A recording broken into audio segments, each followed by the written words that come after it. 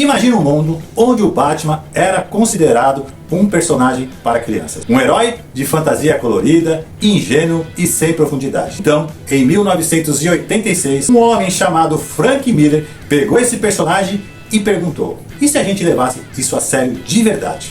E saiu. O que saiu desse questionamento mudou os quadrinhos para sempre. Antes de falar sobre o que o Frank Miller fez, precisamos entender o que ele tinha pela frente. Em 1986, os quadrinhos americanos viviam um momento paradoxal. A indústria estava crescendo em números de vendas, mas estava estagnada em criatividade. O código de quadrinhos, o chamado Comics Code Authority, ainda assombrava as editoras desde os anos 50, impondo restrições absurdas de conteúdo. Nada de vilões que saíssem impunes, nada de questionar a autoridade, nada que fosse perturbador demais. O Batman, especificamente, estava há décadas preso numa imagem dupla. Ou era o herói sombrio dos anos 40, dos primeiros quadrinhos, ou era o Batman exagerado da série de TV dos anos 60 com o Adam West, com seus pam, boom, explodindo na tela. Então, Frank Miller, que já tinha revolucionado o Demolidor com a saga A Queda de Murdoch, resolveu fazer algo diferente, algo que ninguém esperava. Simplesmente Batman The Dark Knight Returns, que foi originalmente publicado 4 edições mensais pela DC Comics ao longo do ano de 1986. Que no Brasil chegou traduzido como Batman, o Cavaleiro das Trevas, e virou um dos quadrinhos mais vendidos e amado na nossa história como personagem. A premissa é simples e genial ao mesmo tempo. Bruce Wayne tem 55 anos e faz 10 anos que ele largou o manto do Batman. Gotham City está em colapso, dominada por gangues, violência, corrupção e um governo que não tem respostas. E Bruce Wayne, velho, desgastado, mas ainda assombrado pelo morcego, dentro de si, decide: chega, eu vou voltar. Mas este não é o Batman que você conhecia. Este Batman é brutal, ele é controverso, ele comete erros, ele vai longe demais, a imprensa o odeia, o governo o persegue e no clímax da história ele enfrenta o próprio Superman. Um Superman que virou uma ferramenta do Estado americano. Isso, senhoras e senhores, não é só uma história de super-herói. É política, é filosofia, é ação, é poesia visual. Agora vamos falar sobre o que o Frank Miller trouxe que ninguém tinha feito antes, pelo menos não com esse nível de execução e impacto. Miller pegou o arquétipo do super-herói e o desmontou peça por peça. Bruce Wayne não era um salvador perfeito, ele era obcecado, autodestrutivo, possivelmente psicótico. A violência que ele usa para fazer o bem é questionada dentro da própria narrativa. Isso, em 1986, foi radical e chocou a todos. Nenhum quadrinho de super-herói mainstream tinha abordado com seriedade a ideia de que esses personagens envelhecem, ficam velhos, ficam para trás. O Batman velho de Miller era uma declaração: os heróis não são eternos, o tempo cobra seu preço e ainda assim eles podem escolher se levantar de novo. Miller, junto com o artista Klaus Gerson e a colorista Lenny Valerie, criou uma estética sombria, pesada, angulosa, trouxe aqueles painéis quebrados, os recortes de telejornais dentro da narrativa, o uso de mídias fictícias como comentário social. Tudo isso era inovação formal pura. E aquele quadrinho a gente lia como nenhum outro. E a história? Na verdade, a história é uma crítica direta ao conservadorismo americano dos anos do Reagan. O Superman como agente do governo, a mídia como distorção da realidade, a classe política como incompetente e corrupta. Frank Miller usou o Batman para fazer um ensaio político disfarçado de entretenimento. Simples assim, o Miller legitimou o Batman para o público adulto. Mostrou que o quadrinho podia e devia ser levado a sério como literatura. E quando o Cavaleiro das Trevas chegou às bancas, algo mudou. Não foi uma transição suave, foi um terremoto. O quadrinho apareceu na capa da revista Rolling Stones, foi resenhado em jornais. Pessoas que jamais tinham comprado um quadrinho na vida foram às bancas atrás daquela HQ. E a DC Comics viu as vendas explodirem de um jeito que não acontecia havia anos. Junto com o Watchmen de Alan Moore, publicado no mesmo período, o Cavaleiro das Trevas definiu o que chamamos de a Era de Bronze dos quadrinhos. Aquele momento em que a indústria finalmente amadureceu. Os dois trabalhos provaram que quadrinhos podiam ter a complexidade de um romance, a profundidade de um filme adulto, a densidade de um ensaio filosófico. E o impacto foi além dos quadrinhos. Em 1989, Tim Burton foi chamado para dirigir o Batman no cinema. A produção olhou para o Cavaleiro das Trevas e disse: é assim que queremos que o Batman seja sentido. O visual sombrio, o tom sério, a Gotham distópica.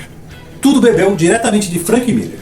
E o sucesso daquele filme, de 89, abriu porta para décadas de adaptações super-heróicas nos cinemas que levamos a sério. Quando Christopher Nolan criou sua trilogia Batman Begins, O Cavaleiro das Trevas e O Cavaleiro das Trevas Ressurge, a influência é explícita até no título. Nolan disse publicamente que O Cavaleiro das Trevas de Miller foi uma das pedras fundamentais da sua visão para os filmes. O Batman velho e destruído do terceiro filme, voltando mais uma última vez, puro Miller. E aí vem a parte que eu acho mais incrível de tudo isso. Escritores e artistas que, crescendo lendo O Cavaleiro das Trevas, tornaram-se vozes importantes dos quadrinhos nas décadas seguintes. Jeff Loeb, Ed Brubaker, Scott Snyder, que escreveu a aclamadíssima saga A Corte das Corujas, todos citam Miller como influência direta. Grant Morrison, um dos escritores mais ousados da história do Batman, passou anos em diálogo criativo com o que o Miller estabeleceu. O próprio conceito de Westworld, histórias fora da continuidade, ganhou força depois do sucesso do Cavaleiro das Trevas. A DC percebeu que podia publicar histórias ambiciosas e autorais sem precisar encaixá-las no universo principal. Isso abriu espaço para obras como Batman Ano 1, do próprio Miller, O Filho do Demônio, Silêncio, O Longo Dia das Bruxas e tantas outras que fazem parte do cânone afetivo de qualquer fã do Batman. Fora dos quadrinhos, a influência foi igualmente gigante. A série animada The Batman Animated Series dos anos 90, que muitos consideram a melhor adaptação do personagem até hoje, buscou na estética sombria de Miller a sua identidade visual. Os jogos da série Arkham, fenômeno dos anos de 2010, mergulharam de cabeça na psicologia complexa que Miller inaugurou.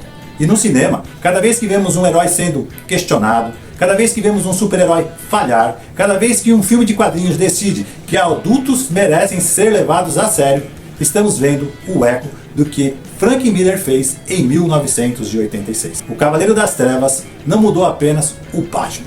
Ele mudou as regras do jogo para toda a indústria de quadrinhos. Antes dele, super-herói era um gênero engessado por convenções. Depois dele, as editoras passaram a investir em projetos autorais, em histórias de prestígios, em formatos maiores e mais ambiciosos. A própria DC criou os selos Vertigo e DC Black Label, décadas depois, dedicado a histórias adultas fora da continuidade, como herdeiro direto daquilo que Miller provou ser possível.